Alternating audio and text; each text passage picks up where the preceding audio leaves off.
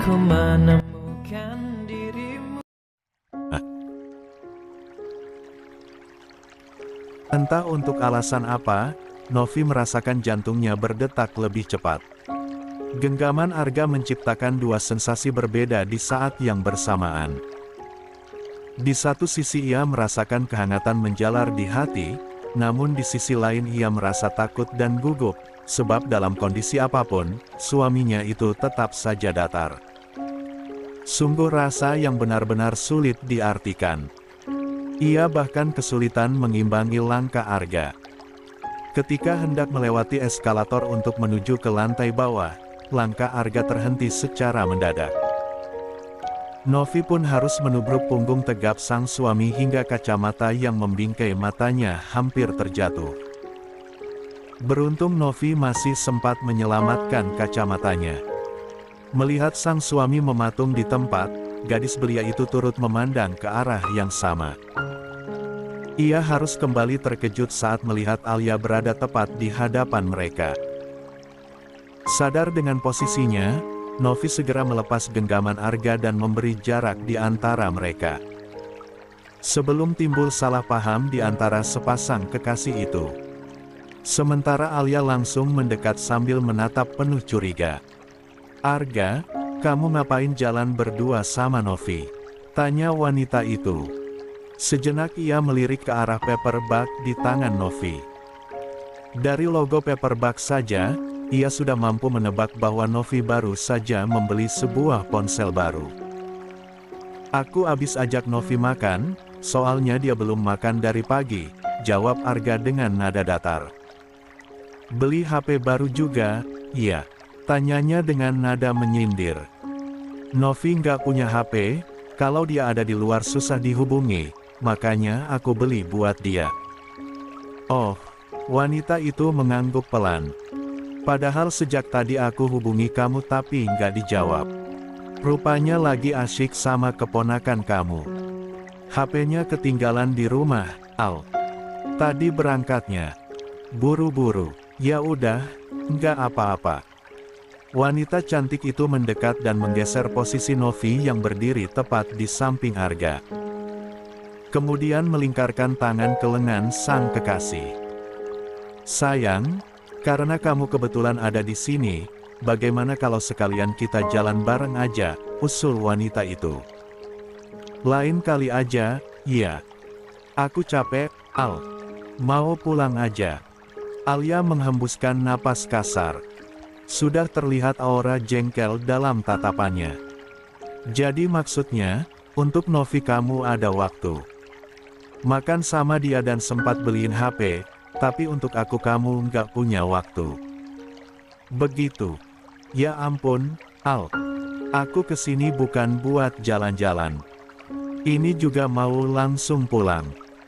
Sama aja, kan?" Mendengar perdebatan sepasang kekasih itu membuat Novi memberanikan diri membuka suara. Akan lebih baik jika ia menghindari masalah. "Om Arga temenin Kak Alia aja dulu. Saya bisa nunggu di lobi, kok." "Jangan. Saya nggak mau kamu kesasar lagi dan ngerepotin saya," tolak Arga mentah-mentah. Tidak tahu sudah sekesal apa Alia sekarang. Sebagai kekasih, ia merasa tidak dihargai oleh Arga. Apalagi melihat sikap posesif Arga terhadap keponakannya itu. "Kalau begitu kita jalan bertiga aja," usul wanita itu. "Bagaimana kalau kita nonton bareng? Kebetulan malam ini ada film bagus." "Novi pasti belum pernah nonton di bioskop, kan?" Novi terdiam sejenak. Kemudian menggeleng dengan polosnya. "Ya udah, kita nonton yuk. Kamu pasti suka, deh." Novi mendesah pelan sambil menatap punggung sepasang kekasih itu. Sekali lagi ia harus menjadi penonton kemesraan mereka. Sejak menuju gedung bioskop, tidak henti-hentinya Alia bergelayut manja di lengan kekasihnya itu. Sekarang mereka sedang mengantri untuk membeli snack dan minuman. Ketiganya lantas berjalan menuju salah satu studio. Kursi paling belakang menjadi pilihan Arga untuk duduk. Ayo duduk, Sil, ucap Alia, yang sudah lebih dulu memposisikan dirinya di tengah, agar memberi jarak antara Novi dan Arga. Novi pun tak banyak bicara. La memilih memberi jarak satu kursi antara dirinya dengan Alia. Daripada hatinya harus terluka mendengar obrolan mesra sepasang kekasih. Itu. Hai, bro. Rupanya kalian di sini. Sapaan tidak asing itu membuat ketiganya menoleh ke sumber suara. Nico menyapa dengan senyum lebar. Melihat Arga dan Novi, ia bernapas lega. Sebab dipikirnya sudah terjadi perang dunia ketiga di rumah Arga, setelah tadi ia menjemput paksa gadis itu di kafe. Hai, Nick. Kebetulan banget kamu di sini, ucap Alia sedikit terkejut. Iya, aku sudah lama nunggu pemutaran film ini. Makanya tayang perdana aku bela-belain, ucapnya santai. Melihat tempat kosong di sebelah Novi, ia pun tak ingin menyia-nyiakan kesempatan.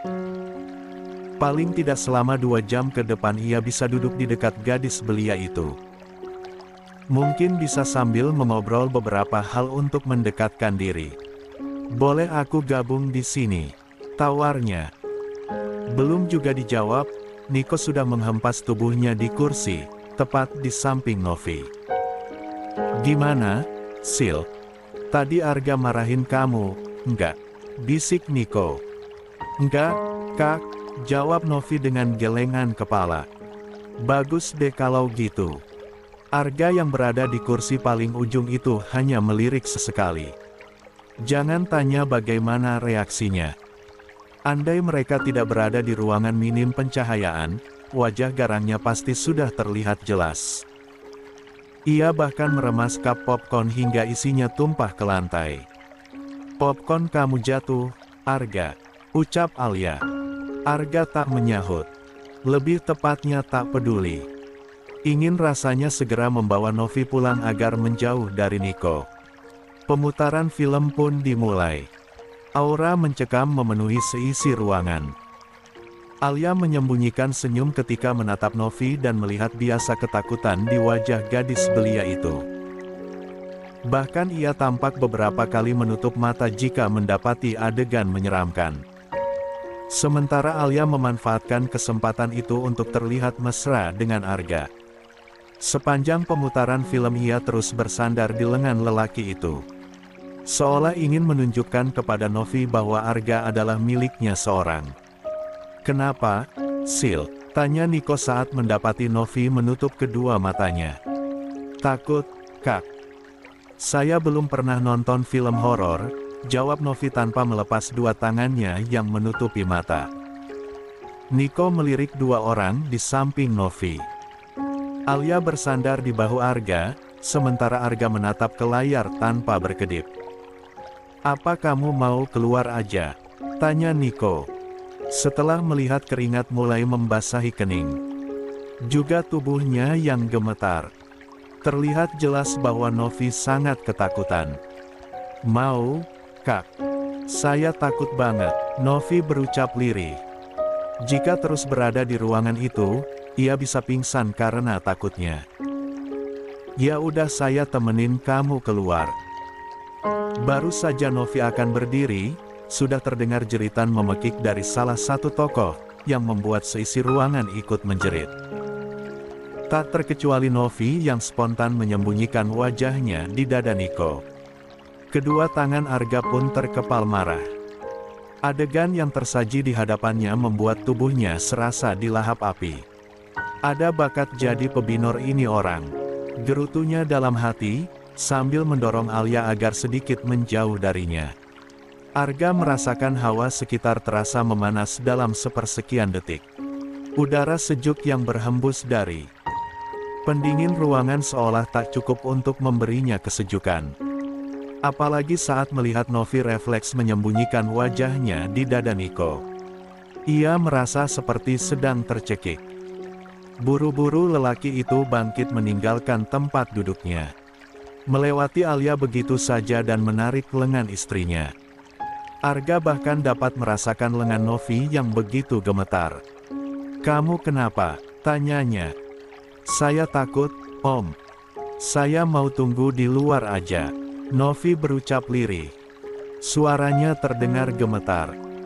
Niko pun segera bangkit meninggalkan tempat duduknya.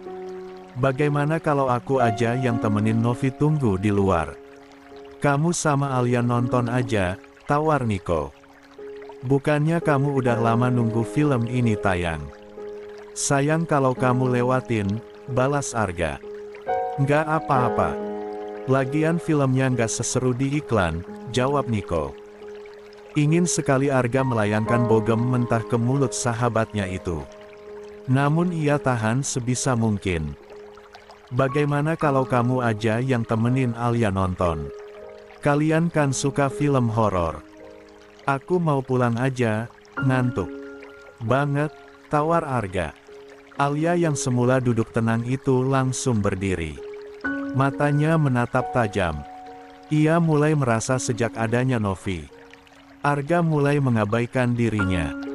Bahkan sore tadi ia puluhan kali menghubungi Arga, namun panggilannya sama sekali tidak dijawab. Dan ia malah mendapati kekasihnya itu berduaan dengan Novi berbelanja di mall. Kamu apa-apaan sih, Arga? Masa kamu mau ninggalin aku di sini? Pekik Alia. Namun, seketika ia bungkam saat tatapan seluruh pengunjung mengarah padanya. Jangan berisik, Mbak. Kalau mau ngobrol di luar aja. Ganggu nih, ucap salah satu penonton yang duduk tak jauh dari mereka. Alia, kan tadi aku udah bilang sama kamu, aku capek dan ngantuk. Kamu yang maksa nonton, ucap Arga dengan suara sengaja ia pelankan. Jadi kamu lebih pilih pulang daripada temenin aku di sini, balas Alia. Suaranya ia pelankan demi menghindari teguran dari penonton lain. Ya ampun, Al. Jangan kayak anak kecil, ucap Arga. Seraya melirik Novi. Ayo, kita pulang aja. La menarik pergelangan tangan istrinya meninggalkan studio. Sementara Alia hanya menatap murka. Merasa diabaikan, ia langsung menyambar tas miliknya dan mengikuti sang kekasih. Sementara Niko mendesah panjang dan kembali duduk tenang di antara para penonton. Kayaknya bakalan susah deketin Novi. Omnya posesif banget kayak satpam kompleks, gumamnya. Dalam hati, Arga tunggu, ucap Alia. Ia menarik pergelangan tangan sang kekasih. Membuat langkah Arga seketika terhenti. Apalagi sih, Al? Kamu nggak malu tadi berisik di dalam sampai kena teguran orang? Aku kan sudah minta maaf, Arga.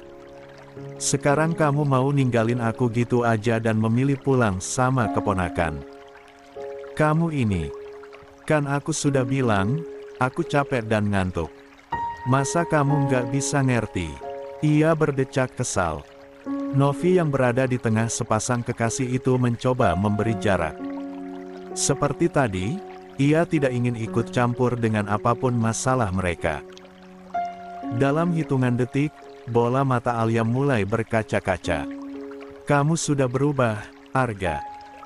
Sejak kamu tahu tentang perjodohan itu, kamu mulai mengabaikan aku. Apalagi sekarang dengan adanya Novi. Aku merasa kamu tidak lagi memprioritaskan aku. Arga mendesahkan napas kasar. Mulai jenuh dengan senjata andalan Alia saat sedang merajuk. Ia akan menangis. Kamu tahu, Al, kamu terlalu posesif dan terlalu berpikir buruk. Aku mulai bosan dengan sikap kamu yang seperti ini. Justru kamu yang berubah banyak. Kamu bukan lagi Alia yang selalu mampu membuat aku kagum. Tanpa memerdulikan wanita itu, Arga beranjak pergi dengan menggandeng istrinya. Sementara Alia mematung di tempat. Bulir-bulir air mata mulai meleleh membasahi pipi. La lantas memilih melangkah dengan pikiran kalut.